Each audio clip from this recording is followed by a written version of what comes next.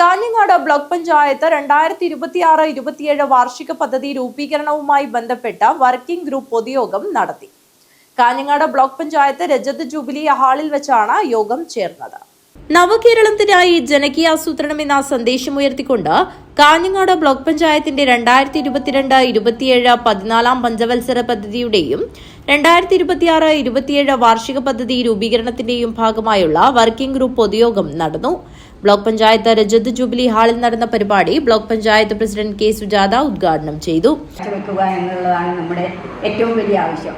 അതിന് സാമൂഹിക പിന്തുണയും ജനപിന്തുണയും അതുപോലെ തന്നെ നമ്മുടെ പ്രാദേശിക വിഭവങ്ങൾ ഉപയോഗിച്ചുകൊണ്ടുള്ള പ്രവർത്തനവും നമുക്ക് നടത്തേണ്ടതുണ്ട്. അതിനാവശ്യമായ ചർച്ചകളും നിർദ്ദേശങ്ങളുമാണ് നമ്മുടെ ഇന്നത്തെ വർക്കിംഗ് ഗ്രൂപ്പിലൂടെ ഉരുത്തിരിയേണ്ടത്. കാരണം നമ്മുടെ കാർഷിക മേഖലയിൽ നമ്മൾ കഴിഞ്ഞ ഭരണസമിതി നടപ്പിലാക്കിയ ഒട്ടേറെ പദ്ധതികളുണ്ട്. അതിൻ്റെ തുടർച്ചയെന്നോണം അത് നമുക്ക് മുന്നോട്ട് കൊണ്ടുപോകേണ്ടതുണ്ട്. അതോടൊപ്പം തന്നെ കാർഷിക മേഖലയിൽ പുതുതായി നടപ്പിലാക്കാൻ പറ്റുന്ന ഒട്ടേറെ പ്രവർത്തനങ്ങളും നമ്മൾ കാണണം. കാലത്തിനനുസരിച്ചിട്ടുള്ള നൂതന പദ്ധതികൾക്കായിരിക്കണം നമ്മൾ പ്രാധാന്യം നൽകേണ്ടത് എന്നുകൂടി ഓർമ്മിപ്പിക്കുകയാണ്. കൂടാതെ ക്ഷീരമേഖലയിൽ 19ഓളം ക്ഷീരസംഘങ്ങൾ നമ്മുടെ ബ്ലോക്ക് പഞ്ചായത്തിനകത്തുണ്ട്. ആ ക്ഷീരമേഖലയിൽ നമുക്ക് സ്വയം പര്യാപ്തത വരുത്തുന്ന ആവശ്യമായ പ്രവർത്തനങ്ങൾക്ക് നമ്മൾ മുൻഗണന കൊടുക്കണം.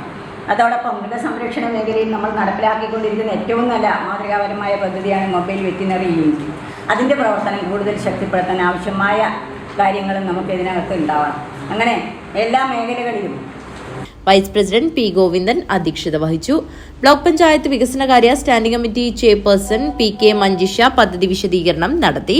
പഞ്ചായത്ത് പ്രസിഡന്റുമാരായ V Prakashan, P K Sabitha, V Thulasi, T Shobha, P V Rajendran, block panchayat ക്ഷേമകാര്യ standing committee chairman P H Muhammad Hanifa, ആരോഗ്യ വിദ്യാഭ്യാസ standing committee chairperson M P Jayasree, Ajanur panchayat vice president Moolakkandam Prabhakaran തുടങ്ങിയവർ സംസാരിച്ചു.